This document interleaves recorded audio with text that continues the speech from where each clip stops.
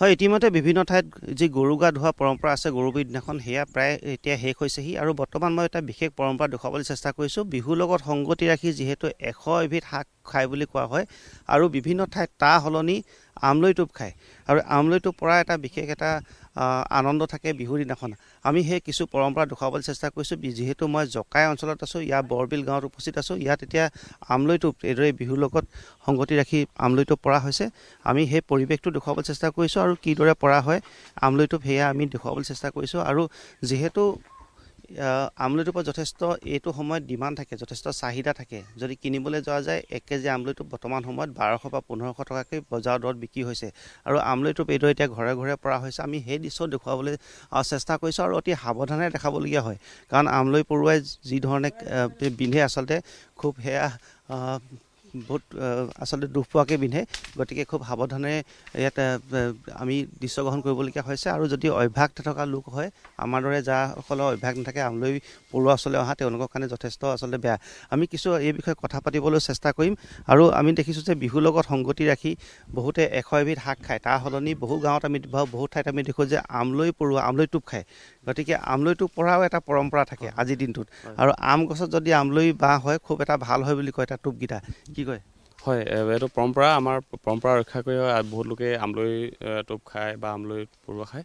কথাটো আপোনালোকে দেখিছেই, যি বিহু 100 এবিধ মানুহে শাক চব্জি কিনি খোৱাটোতো সম্ভৱ নহয় বা পোৱা সম্ভৱ নহয়। সেইবাবে এইটো পৰম্পৰাভাৱে আমলৈ টোপ শিকোৱাই দেখিছেই। আমলৈ টোপ মানে যিমান সহজতে পাৰিব পৰা নাযায়। আপোনালোকে নিজে দেখিছে কিমান জটিল আৰু কেনেবা বহুত সাৱধানতা অৱলম্বন কৰি পাৰিব লগা হয়। কিয়নো কেনেবাকৈ যদি পাৰোঁতে যদি অসাৱধানতা অৱলম্বন কৰা হয়, তেতিয়া গোটেই টোপখিনি পৰা সুবিধা থাকে। বা ধৰক আমলৈ গোটেই পৰুৱাই গোটেই পৰাজনক গোটেই গাত ভালকৈ সাৱধানতা অৱলম্বন নকৰিলে গোটেই আমলৈ মানে গোটেই গাত বগাই যোৱা দেখা যায়। তো সেইকাৰণে বহুত সাৱধানতা অৱলম্বন কৰি পাৰিছে আৰু এই পৰম্পৰা আমাৰ এখন গাঁৱত আছে, ৰক্ষা কৰি এইধৰণে মানে চলাই গৈ আছে আৰু। হয়, আমলৈ টোপ আচলতে খাবলৈ যিমান ভাল তাক পাৰিবলৈ সিমানেই কঠিন। মই সেই দৃশ্য দেখুৱাইছোঁ কিদৰে আচলতে সাৱধানে তেওঁলোকে এতিয়া আমলৈ টোপ এইদৰে পাৰিছে আৰু সেই দৃশ্য মই দেখুৱাবলৈ চেষ্টা কৰিছোঁ।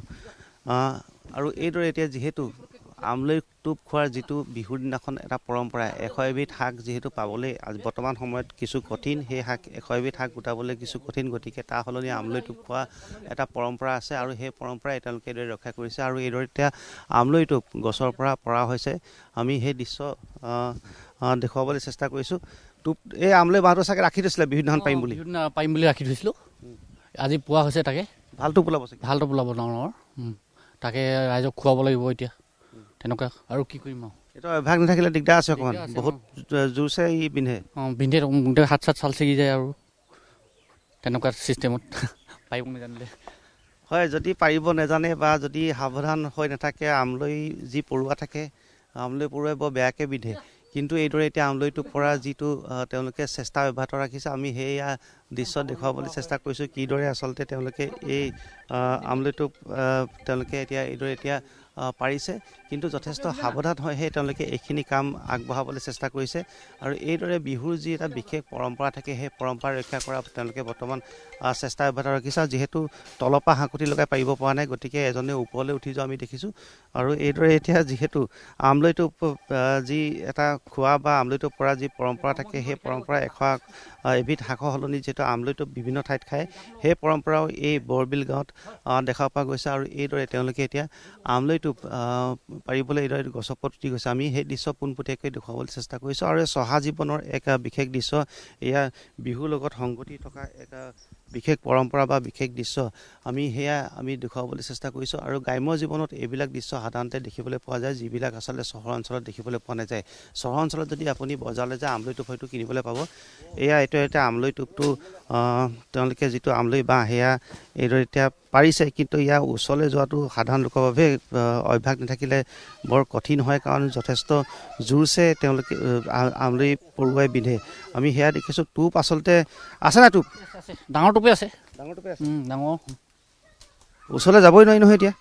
এইটো দেখিছে, দেখাই দে এইটো বস্তু কি মজা টোপ হয়। টোপখিনি ভালনে?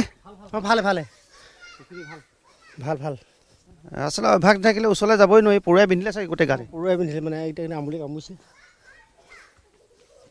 হয় যথেষ্ট কষ্টকৰ আচলতে যথেষ্ট জোৰছে বিন্ধে যিহেতু আমলৈ পৰুৱাই কিন্তু আৰু এইদৰে যিহেতু এটা বিহুৰ পৰম্পৰা ৰক্ষা কৰি তেওঁলোকে এতিয়া আমলৈটো এইদৰে পাৰিছে আৰু যথেষ্ট যদিও বিন্ধে আচলতে পৰুৱাই গোটেই গায়ে মূৰে বগাই কামোৰে পাছতো কিন্তু এইদৰে এতিয়া তেওঁলোকে আমলৈটো পাৰিছে আৰু যিহেতু মই চুবলৈ হয়তো সাহস কৰিবলৈ অলপ দিগদাৰ হৈছে কিন্তু এইদৰে এতিয়া যিহেতু ইয়াত ভাল টোপ আছে বুলি ইতিমধ্যে কৈছে আৰু সেই টোপ এতিয়া 100 এবিধ শাকৰ সলনি তেওঁলোকে গ্ৰহণ কৰিব আৰু বিহুৰ লগত সংগতি থকা গৰু বিহুৰ লগত সংগতি থকা এটা বিশেষ এটা পৰম্পৰা বৰ্তমান সময়ত মই দেখুৱাবলৈ চেষ্টা কৰিছোঁ আৰু গ্ৰাম্য জীৱনত আচলতে গ্ৰাম্য চহা জীৱনত এইদৰে যি ধৰণে বিহু পালন কৰা হয় সেয়া আমি দেখুৱাবলৈ চেষ্টা কৰিছোঁ আৰু বিহুৰ লগত সংগতি থকা এবিধ বিশেষ বস্তু হৈছে এয়া আমলৈ টোপ আৰু এইদৰে এতিয়া তেওঁলোকে আমলৈ টোপ পাৰিছে এতিয়া এইখিনি চফা কৰা হ'ব চাগে নিশ্চয় চফা কৰি আচলতে পৰুৱাখিনি বাছি পেলোৱা হ'ব আৰু টোপখিনি খোৱা হ'ব আমি কিদৰে আচলতে এইখিনি সংগ্ৰহ কৰা যায় কিমান কষ্টৰে সংগ্ৰহ কৰা যায়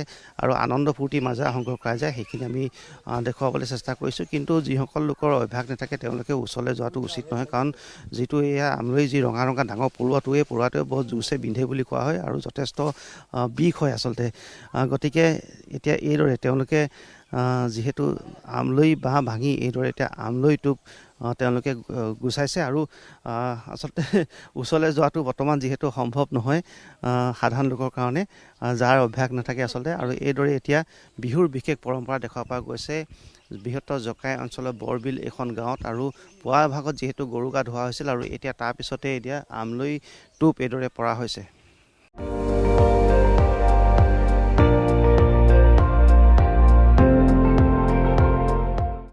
আপুনি চাই আছে ND24 সৰ্বশ্ৰেষ্ঠ নহয় সৰ্বোত্তমৰ দৌৰত